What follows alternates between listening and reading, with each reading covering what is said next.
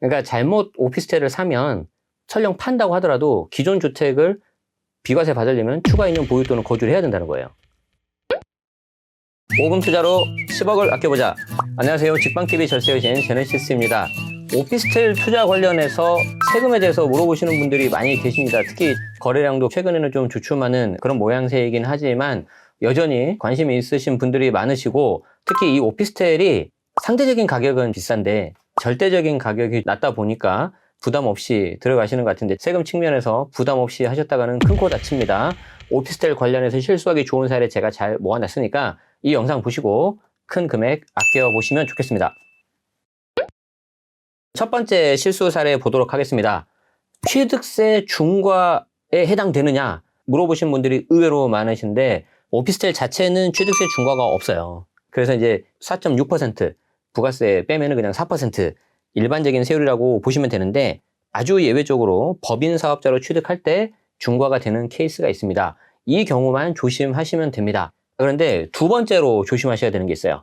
오피스텔 자체는 취득세 중과가 거의 해당되는 일이 많이 없는데, 이 오피스텔을 내가 매수하고 다른 주택을 다음에 살 때 그 다음에 사는 주택이 취득세 중과가 생각보다 높게 나올 수가 있습니다. 2020년 8월 10일 이후에 취득한 주거용 오피스텔이에요.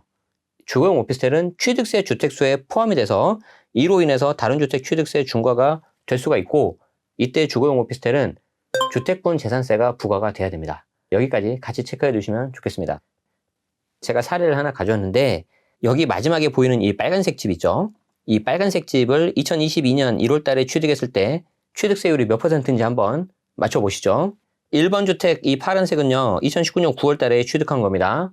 그리고 2번 이 오피스텔, 이게 2020년 12월 달에 주거용 오피스텔을 취득했다고 할게요. 그러니까 주택분 재산세가 부과가 되고 있는 주거용 오피스텔이라고 취득을 합니다. 이 상태에서 21년 1월 달에 노란색 주택을 또 취득을 했습니다. 그리고 이제 마지막 이 빨간색 주택을 취득하려고 하는 거죠. 취득세율이 몇 %일까요? 2020년 8월 12일이 지나서 취득한 주거용 오피스텔이기 때문에 이 오피스텔은 취득세 주택수에 포함이 돼요. 그리고 그 전에 샀던 파란색은 주택이기 때문에 당연히 포함이 되고, 그리고 노란색 이거는 특별한 말이 없기 때문에 공시가격 1억 이하 이런 것도 아니겠죠. 이미 세 채가 포함이 된 상태입니다. 여기에서 빨간색 집을 사면 네 번째 집이 되는 거죠. 그렇기 때문에 조정, 비조정 상관없이 취득세는 12%가 나온다. 이거를 알고 계셔야 되겠죠. 여기서 이제 많이 실수하는 케이스가 뭐냐면은 2020년 12월에 취득한 주거용 오피스텔이 혹시 취득세 주택수는 빠지는 거 아니냐. 조정이면 세 번째니까 12%, 비조정이면 세 번째니까 8%. 8%면은 내가 취득세 내고 수익 남기겠다. 이러신 분들 계실 수 있거든요. 조심하셔야 됩니다. 아시겠죠? 주택을 먼저 취득한 경우에 오피스텔을 나중에 취득하는 게 취득세율에서는 훨씬 좋습니다. 앞에서 보셨던 그 빨간색 집은 취득세율이 12%가 나와버리잖아요. 그런 경우에 12%를 다 내지 마시고 빨간색 집을 차라리 먼저 취득을 해가지고 비조정이라면 8%를 받을 수가 있잖아요. 그리고 나서 나중에 오피스텔을 사버리는 거죠. 그럼 오피스텔은 몇 번째 주택이든지 간에 4%니까 이렇게 취득세를 아끼실 수도 있겠습니다. 두 번째 사례 볼게요. 두 번째 사례는 종부세가 생각보다 많이 나오는 이런 사례인데, 오피스텔을 취득을 했는데 종부세 폭탄을 맞을 수 있다. 왜 그러냐? 일단 오피스텔 재산세는 여러분들이 아셔야 되는 게 업무용 재산세에 부과되는 게 기본입니다. 공부상 용도가 업무용이기 때문에 업무용 재산세가 기본적으로 부과가 되고, 업무용 재산세가 부과되면은 이게 이제 그냥 상가로 가버리는 거죠.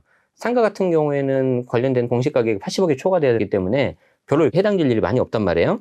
그래서 종부세 대상에서도 빠지는 경우가 있는데, 이때 주택분 재산세가 부과되면 종부세 대상에도 그냥 포함이 돼버립니다. 그러면 오피스텔은 업무용 재산세가 기본인데 간혹 가다가 주택분 재산세가 부과되는 케이스가 있어요. 언제 그럴까요? 두 가지라고 생각하시면 됩니다. 두 가지. 임대주택으로 등록한 케이스죠.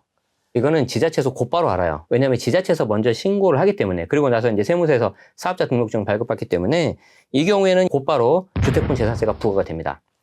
그리고 두 번째가 있는데, 실제 주거용으로 사용하고 이를 지자체에서 신고해가지고 변경한 케이스가 있어요. 여기서 이제 구분을 하셔야 되는데, 내가 이거를 주거용으로 세를 주고 있다. 그런 상태에서 계속 재산세가 나오는데, 이게 특별한 말이 없으면은 대부분은 업무용으로 재산세가 나올 겁니다. 이 업무용 재산세가 이 주택분 재산세보다 조금 더 높거든요. 보통 일반적으로. 그래서 이거를 주거용이라고 현황을 신고를 하면서 주택분 재산세라고 바꾸시는 분이 있어요. 이렇게 바꿈으로 인해서 기존에 갖고 있었던 주택이 또 따로 있다. 그러면 그 종부세 대상이 들어가 버리거든요. 그리고 만약에 조정지역 2주택이다 혹은 지역 상관없이 3주택이다 그러면은 종부세 중과세율이 들어가가지고 생각보다 많은 종부세가 나올 수가 있습니다. 바로 이 오피스텔 하나 때문에. 그러면 제가 사례를 통해서 어떻게 나오는지 보여드리도록 하죠. 왼쪽에 보시면 고가주택 한 채만 가지고 있는 그런 케이스입니다. 공시가가 17억이에요. 1주택 단독명이고 이때 제가 홈택스 모의 계산을 통해서 계산을 해보면 종부세가 대략 한 264만 원 정도가 나오더라고요. 그런데 이 케이스에서 이제 오른쪽으로 넘어오는 거예요. 고가주택 하나 있는데 오피스텔을 하나 추가해보는 거죠. 그래서 시가 한 2억 정도인데 공시가는 1억이라고 한번 가정을 해볼게요.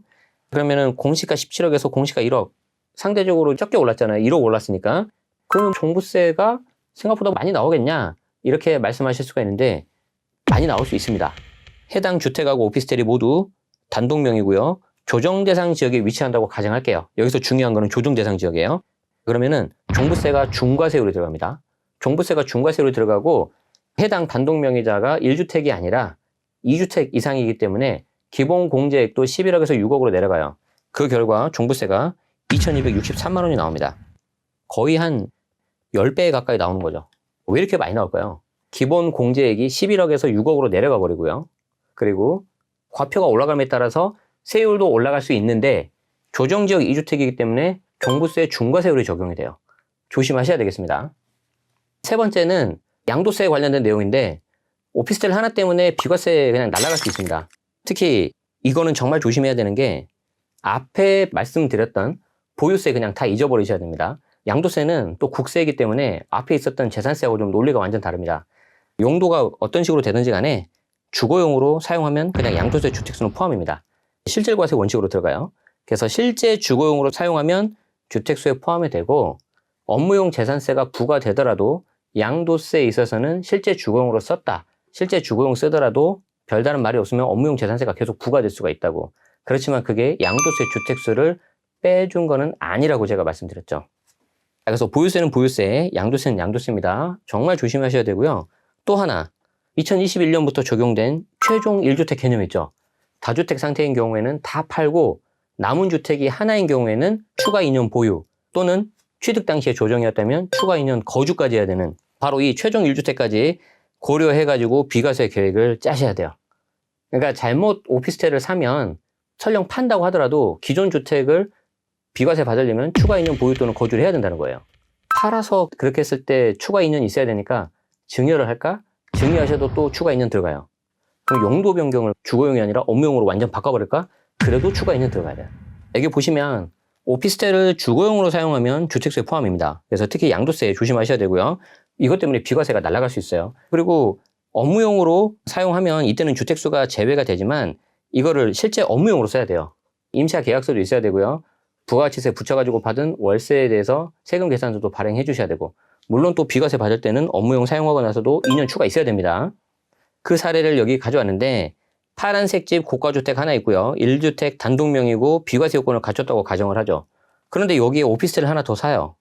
아까 이 경우에 종부세가 폭탄 맞을 수도 있다고 했죠. 종부세가 많이 올라가는 케이스가 아니라고 할게요. 이 오피스텔이 뭐 비조정인 경우. 그랬는데 뭔가 마음에 안 들어서 매각을 했어요. 매각을 하고 원래 있었던 고가주택을 팔면 비과세가 될까요? 안 되죠. 추가 2년 있어야 되죠. 추가 2년 보유하거나 아니면 추가 2년 거주해야 되겠죠.